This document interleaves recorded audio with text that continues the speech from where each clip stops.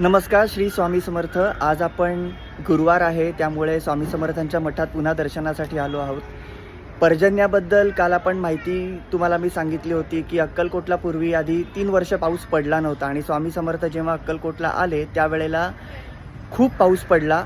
नवरात्रीचे दिवस होते साधारण, आणि इतका पाऊस पडला की म्हणजे साधारण 25 ते 26-27 विहिरी तरी कमीत कमी अक्कलकोटमध्ये आहेत. त्या सगळ्या भरल्या. मगरबावडी भरली. मगरबावडी याचा अर्थ ते पाणी इतकं वर यायचं की त्या विहिरीच्या पाण्याच्या वरती ती मगर तरंगायची. तिकडे त्यांनी एक मगर सोडली होती. हत्ती तलाव होता. असं बरंच काही आहे. सांगायचा उद्देश असा की स्वामी समर्थ ज्या ज्या ठिकाणी स्वामी जायचे तिकडे त्यांनी मठाची वगैरे कोणी स्थापना केली असेल तर स्वामींचं म्हणणं होतं की त्याचा हिशोब नीट ठेवला गेला पाहिजे. स्वामींचं म्हणणं होतं की तिकडे चांगलं कार्य, विद्यादानाचं कार्य, अन्नदान केलं गेलं पाहिजे. अशा बऱ्याच गोष्टी होत्या. तर तुम्ही चिमी म्हणून म्हणजे असं विहिरीवरती घडलेल्या घटना बघायला गेल्या तर अशा बऱ्याच घटना अक्कलकोटमध्ये घडल्या होत्या.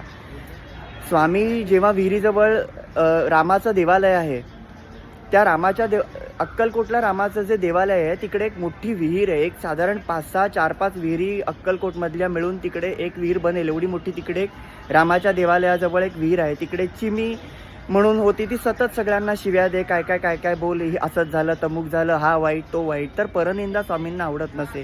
ती आली होती तिकडे. स्वामी समर्थ बसले होते तिकडे कठड्याजवळ. तिकडे स्वामींनी तिला बोलवलं. तिचा उपवास होता एकादशीचा.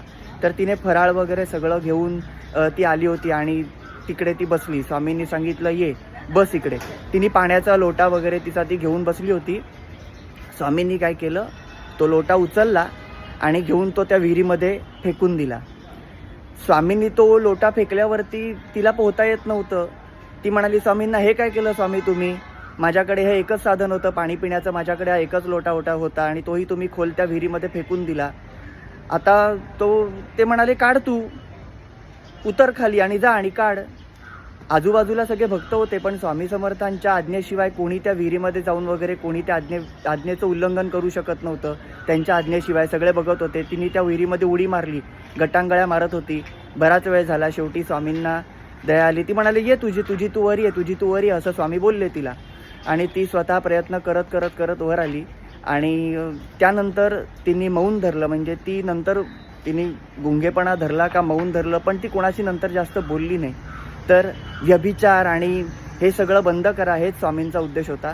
तर आपण छान गुरुकृपा तुमच्यावर अशीच होत राहू दे. श्री स्वामी समर्थ.